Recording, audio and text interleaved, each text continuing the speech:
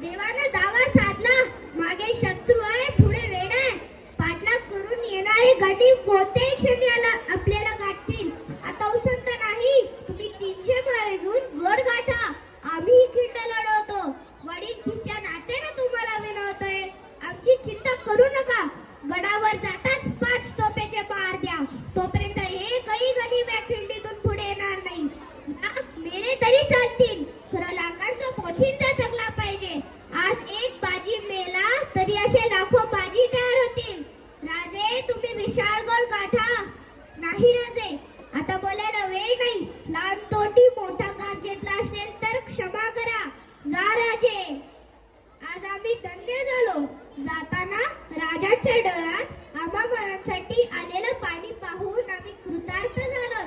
असं एक मरण काय, आम्ही हजारो मरण मरायला तयार आहोत या स्वराज्यासाठी आणि या राजासाठी. माझ्या बांधव बांधवांनो, आज तुम्हाला लढावं लागेल स्वतःसाठी. स्वतःला विचारा, का लढतोय? उत्तर नाही मिळालं तर मी सांगतो, स्वातंत्र्यासाठी. हजारो वर्ष गुलामीत काढलीत ना, आता स्वातंत्र्याचा सूर्य होतोय राजांच्या रूपानं. त्या सूर्याला ग्रहण लागू नये म्हणूनच लढायचंय. मला माहिती आहे तुम्ही दमलेले आहात, जखमी आहात, पण त्या जखमा